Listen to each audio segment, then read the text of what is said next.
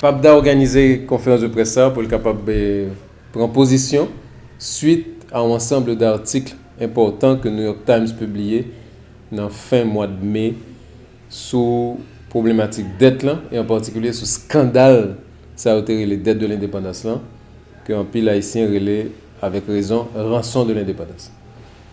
Et nous saluer l'initiative New York Times pour lui mettre en place recherche ça, parce que même si un pile chercheur, un pile historien était déjà au courant de questions ça, mais c'est pour la première fois que depuis très longtemps, l'opinion publique mondiale exposée à une série de faits aussi scandaleux qui montraient férocité capital financier français pour détruire une population, pour détruire un peuple et pour le capable d'enrichir sous base richesse que le peuple ça a produit. Donc c'est vraiment intéressant et il y a des nouveaux chiffres qui paraissent, par exemple estimation de 114 milliards d'euros que la France a de restituer, plus de 500 millions de dollars américains que nous payons, etc. Et tout un ensemble de processus à travers lequel il y a non seulement assuré que richesse paysan va enrichir la France, mais en plus que prend contrôle capital financier paysan à la fin du 19e siècle jusqu'à 1915. Et en 1915, ils ont négocié avec l'Amérique. Donc, nous pensons que données, ça est important. Il y a un pile de données qui n'est pas habitué à circuler au niveau de l'opinion publique internationale. Là. Et ça qui est plus fondamental, c'est que le discours, ça est en rupture avec le discours traditionnel que nous habitué à lire dans la presse internationale sur Haïti. Parce que ça que habitué à écrire sur Haïti, c'est un pays pauvre, c'est un pays désespéré, c'est un pays où les gens ne peuvent pas diriger tête, c'est un pays, etc. Sans qu'il y ait toujours resté sur soi-disant responsabilité haïtienne dans le drame Haïti. Alors que ici, là, dans le texte, il est clair que nous avons un processus féroce d'agression, de spoliation, de pillage, et qui constitue un élément fondamental dans empêcher que le pays construise un véritable projet national.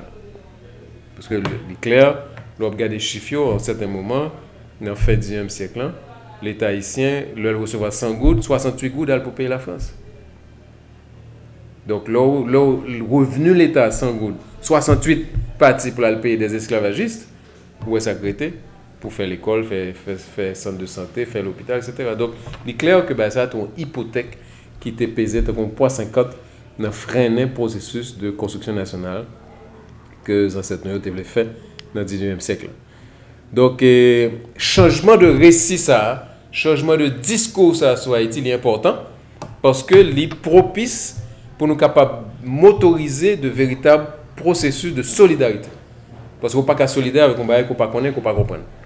Donc, l'image que l'habitude proche sur Haïtien, c'est une image que nous ne pouvons pas comprendre parce qu'elle est historique et il n'est pas expliqué le processus de fabrication qui menait dans la situation que nous y est là aujourd'hui.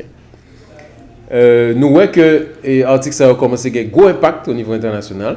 Pratiquement tous les grands médias, tous les grands magazines télévisés, ils ont tous parlé d'article, ils ont tous cité l'article, ils ont tous référé avec l'article. Donc dans ce sens, nous-mêmes, nous saluons l'effort là, malgré que nous ayons quelques réserves.